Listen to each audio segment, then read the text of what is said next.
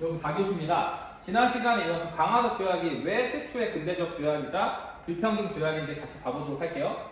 자, 강화도 조약이 왜 불평등 조약인가? 이거 굉장히 중요해요. 왜냐면 수능에 거의 2년에 한 번씩 이 문제가 꼭 나오고 여러분들 내신 시험에 중학교 3학년 내신이든 고등학교 1학년 한국사 내신이든 이 문제가 꼭 나와요. 자, 첫 번째 조약. 조선은 자주국이며 일본 국가 평등한 권리를 가진다.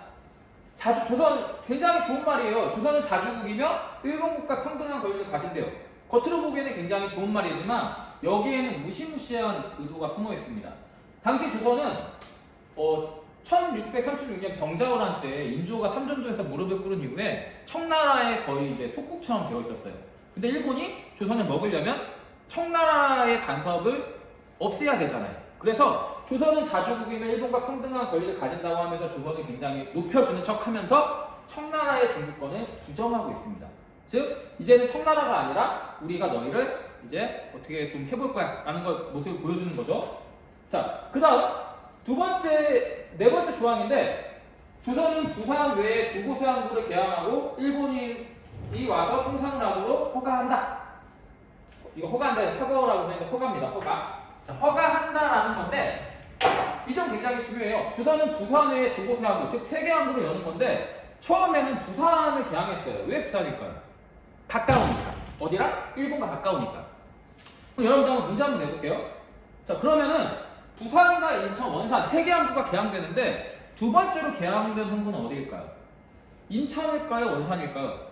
사실 재작년에 우리 용현중학교에서 인천 역사 바로하기 골든벨 대회를 나가서 1등을 했어요. 근데 그때 수많은 아이들이 떠졌던 문제가 인천은 몇 번째로 개항했냐라는 거예요. 근데 지금 첫 번째는 나왔죠. 첫 번째는 어디였죠? 네, 첫 번째는 부산이 개항됐어요. 그리고 두 번째는 인천이 아니라 원산이에요. 세 번째가 인천인데 여러분들이 이걸 외우면 나중에 금방 까먹어요. 선생님은 근데 이거를 이유를 알아요. 왜 인천이 세 번째인지. 여러분들이 당시에 조선의 왕이었던 고종이라고 생각해보세요. 일본이 항구를 열라고 하는데 당연히 인천, 원산, 부산 중에서 서울하고 가장 먼 곳은 부산, 원산, 인천 순이에요. 여러분이 왕이라면 서울하고 가까운 인천에 개항하고 싶을까요? 네. 자신에게 위협이 되기 때문에 인천에 개항하는 거는 왕 입장에서는 피하고 싶었어요. 그래서 제일 먼저 개항한 곳이 부산, 원산, 인천 순으로 개항하게 됩니다. 인천은 세 번째라는 게 인천 역사 바로하기 골든벨 대회에 나왔고 여러분들의 선배였던 장현영 선배가 이 문제를 맞춰서 당시 우승을 했습니다. 이거 잘 기억해 두세요. 자, 그래서 부산과 원산, 인천 순으로 개항을 하게 됩니다. 자, 세 번째, 제7조. 조선국은 연해의 선과 암초를 조사하지 않아 매우 위험하다. 일본국 항해자가 자유로이 해안을 침략하도록 허가한다 라고 하는데 이 조항 같은 경우에도 굉장히 무서워요.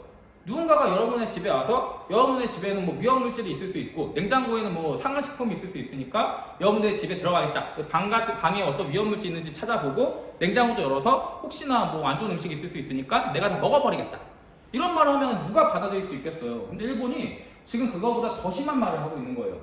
자, 조선의 섬과 암초가 매우 위험해 뭐 해안을 침략하도록 허가한다는 말은 우리의 주권을 위협하는 겁니다. 사회 시간에 배웠을 거예요. 우리나라의 주권에 영토 개념이 포함되어 있죠. 그 영토를 자기 마음대로 하겠다는 겁니다. 굉장히 우리나라의 주권을 이제 말도 안 되게 침략하고 있는 거예요. 자, 그 다음. 이건 사실 정말 너무한 조항이에요. 제10조인데, 일본국 국민이 조선국 항구에서 죄를 범한 것이 조선국 국민에게 관계되는 사건일 때에는 모두 1번 간화를 심판한다. 말도 안 되는 겁니다. 이거 다른 말로 뭐라고 하냐면, 치해법권이라고 합니다. 우리나라에서 일본이 사람을 죽이거나 혹은 돈을 훔치거나 물건을 파손해도 우리나라 간원이 아니라 일본국 간원이 대신 심판한다는 거예요. 근데 대부분 일본국 간원은 일본인들의 범죄에 대해서 굉장히 간대하게 처리했습니다. 여러분들 이 사건이 나중에 엄청난 스노우볼로 굴러갔는데 1895년에 조선의 국모였던 명성황후가 일본의 그 낭인들, 일본의 그런 그 깡패 같은 사람들한테 잔인하게 살해당합니다. 근데 그 사람들 중에 단 한 명도 조선에서 처벌받은 사람이 없어요. 왜? 이 치해법권 때문에 그 일본의 낭인들은 전부 다 일본으로 끌려가서 전원 증거 불충분으로 무죄 판결을 받습니다. 여러분들 이 조약 하나가 왜 중요한지 알겠어요? 그때 이 조항을 잘못 맺었기 때문에 이때 사실 이거 잘못 맺은 이유는 간단해요. 몰랐거든요. 당시 조선의 관원들은 근대적 조약이 뭔지도 몰랐고 이런 치해법권이라는 단어가 뭔지도 몰랐어요. 그러다 보니까 우리는 무지함 때문에 이런 불평등 조약을 맺게 된 것입니다. 자, 선생님이 이거 보면서 정말 너무하다는 생각을 해가지고 영상 하나 준비했어요. 자, 이건 너무 아니냐고. 너무하죠? 근데 저작권 때문에 선생님이 이거 다 넣지 못했고 정말 너무하다는 생각을 좀 가져줬으면 좋겠어요. 자, 다음 볼게요. 자, 그리고 또 하나는 조일 무역 규칙도 정말 너무해요. 그때 쓰리무라고 하는데 세 가지가 없었어요. 하나는 항세, 무항세, 무관세, 그리고 곡식의 무제한 유출인데 원래 어떤 나라든 정말 어떤 강대국이 어떤 약소국하고 조약을 맺든 항세, 항구를 이용하는 세금, 그리고 관세, 물건을 수출하고 수입할 때 내는 세금을 안 내는 경우는 전 세계에서 거의 찾아보기가 힘들어요. 근데 우리나라가 이거를 무항세, 무관세 이거를 그대로 오케이 해줬다는 거예요. 왜 그랬을까요? 몰랐거든요. 이 관세라는 게 뭔지도 몰랐고 그리고 항세, 항구세가 뭔지도 몰랐으니까 이때 일본은 우리나라의 무지함을 이용해서 굉장히 불평등한 조약을 맺습니다. 그리고 또 하나는 우리나라 곡식이 무제한으로 일본으로 이제 수출되게 되는 거예요. 이거 좋은 거 아니라고 하는 친구가 있겠지만 굉장히 안 좋은 거예요. 실제로 1889년이 되면 조선에 쌀이 없어져요. 왜? 조선에서 나는 그 대부분의 쌀이 일본에 수출되기 때문에 조선에 쌀이 없어서 우리나라 사람들이 굉장히 힘들고 배고픈 시절을 보내게 됩니다. 이렇게 우리나라, 여러분들 이게 우리가 배워야 하는 이유예요. 이때 몰랐으니까 이렇게 당했죠? 근데 알았으면 이런 조약에 대해서 그 누구도 동의하지 않았을 겁니다. 이렇게 강화도 조약이 왜 불평등 조약인지 알겠죠? 자, 그리고 이것도 마찬가지로 이건 너무 아니냐고. 너무하죠. 일본이 우리나라가 아무것도 모른다는 생각을 하고 있었으니까 이렇게 너무한 일들을 하고 있었습니다. 또 하나는 이제 일본과 우리가 최초의 근대적 조약을 맺었는데 이번에는 서양 세력과 최초의 근대적 조약을 한번 봐볼게요. 서양과 맺은 최초의 근대적 조약은 미국과의 수교입니다. 이 미국과 수교를 하게 된 원인에 대해서 우리가 이 원인이 수능에 굉장히 많이 나와요. 황춘생이라는 중국 청나라 사람이 쓴 조선 침략이라는 책이 있어요. 이게 책입니다. 이 책에 이렇게 써 있었어요. 러시아가 앞으로 미쳐 날뛸 것이다. 러시아는 우리나라 위쪽에 있었던 나라죠. 이 러시아는 당시 세계 랭킹이 한 3위 정도 됐는데 이 러시아는 블라디보스토크가 굉장히 날씨가 굉장히 추워요. 선생님이 얼마 전에 그 다큐멘터리를 봤는데 한 남자가 러시아 남자예요. 갑자기 위통을 딱 벗더니 강가에 뛰어들어가지고 수영을 하는 거예요.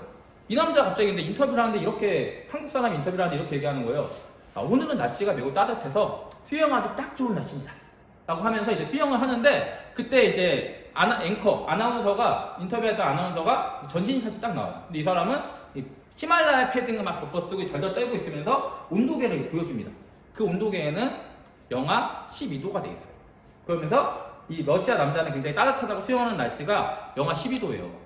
그렇다는 건 뭘 뜻하겠어요? 러시아는 항구가 365에 얼어 있어요. 그러다 보니까 러시아는 얼지 않는 항구를 갖기 위해서 우리나라와 같은 이 남쪽에 있었던 국가들로 진출하기를 원했거든요. 그래서 러시아가 앞으로 미쳐 날뛸 것이기 때문에 러시아를 막기 위해서는 중국과 친하고 일본과 맺어지고 미국과 이어짐으로써 자강을 공모해야 된다고 주장한 게 이 황춘센의 조선 침략입니다.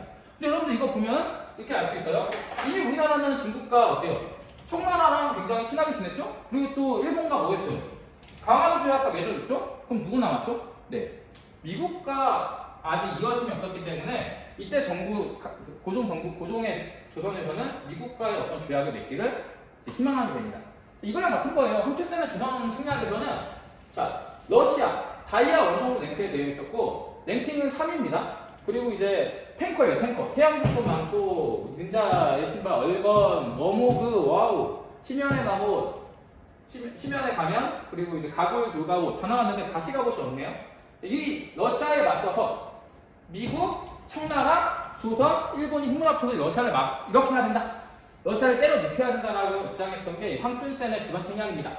자, 그렇게 해서 맺어진 조약이 그 유명한 조미수호 통상 조약입니다.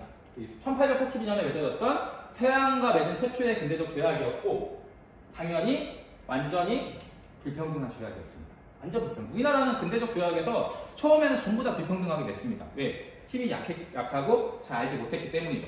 이때 어떤 조약이 있었냐면 일단 치해법권 가져갑니다. 미국 사람들이 조선에 와가지고 돈을 훔치는 사람을 죽이든 미국 간원이 심판하는 거예요. 엄청나게 불공평한 조약이죠. 또 하나는 최애국 대우예요. 이 최애국 대우라는 거는 여러분들 시험에 굉장히 자주 나오기도 하고 수능에도 자주 나오고 우리 대학교 가서도 많이 배울 거예요. 이 최애국 대우가 굉장히 중요해요. 이 최애국 대우라는 게 뭐냐면 묻고 떠물러 가는 조약이에요. 조금 이따 보도록 할게요. 우리 거중조정. 이 거중조정이라는 거는 서로 상대방 국가가 어려울 때 서로 도와주겠다. 뭐 이런 거예요. 서로 너가 힘들 때 나 도와주고 내가 힘들면 너가 나 도와줘. 이렇게 하는 게 거중조정인데 여기서 제일 중요한 거는 최애국 대우예요. 아까 강화도 조약에서는 최애국 대우가 나왔나요? 안 나왔나요? 안 나왔어요. 왜냐면 일본도 이 최애국 대우를 아직 안 당했거든요. 근데 우리나라는 이 미국에 의해서 최애국 대우를 맺어주게 되는데 그럼 최애국 대우가 왜 이게 엄청나게 불합리하고 불평등한 조약인지 이걸 우리가 오늘 배워야 됩니다. 자, 그럼 여러분들 최애국 대우에 대한 선생님이 뭐라고 표현했냐면 사기예요, 사기. 최애국 대우 무엇이 사기인가? 자, 일단 최애국 대우가 뭐에 약자인지 볼게요. 최고의 혜택으로 대우한다는 거예요. 최고의 혜택으로. 가장 좋은 혜택으로 대우한다는 건데 선생님이 지금 예제로 나라 3개를 준비했어요. A국가와 B국가와 C국가가 있는데 A국가, B국가, C국가는 각각 이제 D국가와 동국가 아니에요. D국가와 이제 조약을 맺었어요. 근데 이 세 나라 중에서 어느 나라가 제일 조약을 잘 맺은 걸까요? 그래서 볼게요. A국가는 D국가에게 매년 100원씩 받기로 했어요. 매년 100원씩. 그리고 B국가는 D국가에게 매년 500원씩 받기로 했어요. 500원씩. 그리고 C국가는 매년 10,000원씩. 갑자기 100원 단위에서 만 단위로 올라와요. 10,000원씩 받기로 했는데 여러분들이 보기에는 A, B, C 중에서 누가 제일 잘 받은 것 같나요, 조약을? 이거 정답 얘기하면 A, B만 잘입니다. A가 가장 좋은 조건으로 계약한 거예요. 근데 여러분들 이런 생각 할 수 있겠죠? 왜 100원밖에 안 되는데 왜 가장 좋은 조건이냐? A에는 지금 100원이 써있지만 옆에 뭐가 써있죠? 최애국 대우가 써있어요. 최고의 혜택으로 대우해주겠다. 최고의 혜택으로. 자, 그러면은 A에게 이제 A가 선생님이 이것도 좀 준비를 했어요.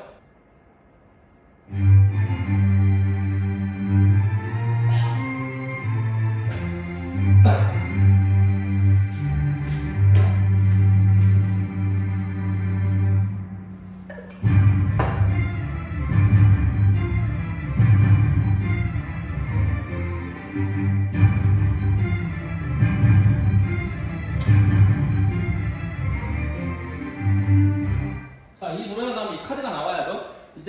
이제 마법 카드인 최애국 대우가 발동하게 됩니다. 이 최애국 대우 카드가 발동하면 해당 국가를 최고의 혜택으로 대우한다는 조건이 있는데 이 카드가 발동하면 어떻게 되는지 봐볼게요. 자, A 국가가 최애국 카드가 발동하게 되면 A 국가는 매년 10,000원을 받게 됩니다. 왜? 최고의 혜택으로 대우해준다는 조항이 있기 때문에 지금 A, B, C 중에서 가장 최고의 혜택은 누구죠? 네, C국가가 매년 10,000원을 지급하는 걸로 최고 좋은 혜택이죠. 그래서 A국가는 자동으로 C국가가 매년 10,000원을 받는 순간 최애국 대우가 발동하면서 매년 10,000원을 받게 됩니다. 그럼 만약에 F국가가 매년 10만원을 받는다는 조약이 추가되면 어떻게 될까요? A국가는 자동으로 매년 10만원을 받게 됩니다. 이 최애국 대우 때문에 우리나라는 당시 이제 미국뿐만 아니라 프랑스, 독일, 이탈리아 등과도 이제 교역을 하게 되는데 그때 어마무시한 우리나라의 이권, 산림채굴권, 광산채굴권, 그리고 각종 우리나라의 자원 같은 게 많이 뜯겨나가는 이유 중에 하나가 이 최애국 대우 때문입니다. 우리가 꼭 알아야 될 개념입니다.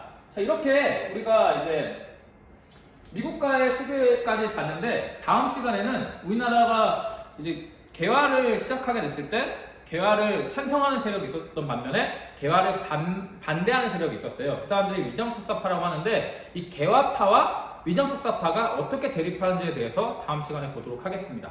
오늘 여기까지 하고 선생님이 그 과제는 지난 시간까지 우리가 선생님이 과제 게시판에 논술을 쓰는 걸로 했는데 그거는 여러분들에게 너무 좀 많이 어렵고 힘든 일일 수도 있기 때문에 이번에는 OX를 준비했어요. 이 OX 문제를 한번 풀어보고 다음 시간에 또 보도록 하겠습니다.